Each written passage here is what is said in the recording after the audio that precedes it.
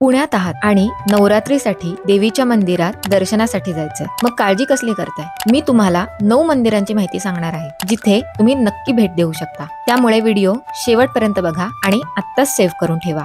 तांबडी जोगेश्वरी पुण्याच्या मध्यवर्ती भागात वसलेलं हे पुण्याचं ग्रामदैवत। पुण्याच्या इतिहासात या मंदिराचं महत्त्व वेगळंच। इथे अनेक भाविक आवर्जून भेट देतात। शिवसृष्टीमधील भवानी माता मंदिर, प्रतापगडावरची भवानी मातेची प्रतिकृती येथे उभारली आहे। 75 रुपये तिकीट काढून बाकी शिवसृष्टी सोबत तुम्ही या मंदिरात मध्ये जाऊन देवीचं दर्शन आवर्जून घेऊ शकता।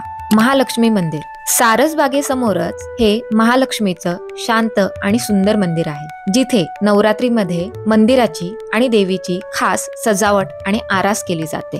भवानी माता मंदिर, पेशवे काळापासून प्रसिद्ध असे हे मंदिर। भवानी देवीच्या नावावरूनच या जागेला भवानीपेठ असे नाव पडले।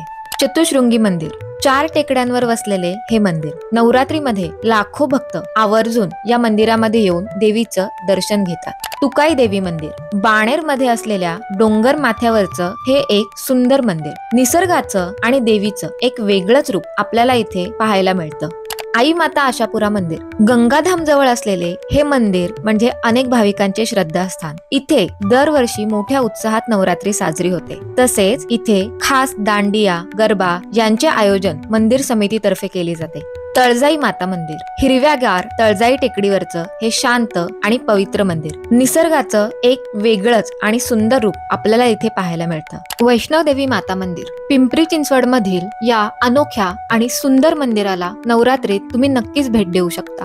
अजून कोणती देवीची मंदिरे आहेत जिथे आपण नवरात्रीमध्ये भेट देऊ शकतो हे मला कमेंट बॉक्स मध्ये नक्की सांगा। नवरात्रीमध्ये या सर्व मंदिरांमध्ये काय विशेष कार्यक्रम असतात हे जाणून घ्यायचं असेल तर पेजला नक्की फॉलो करा। धन्यवाद।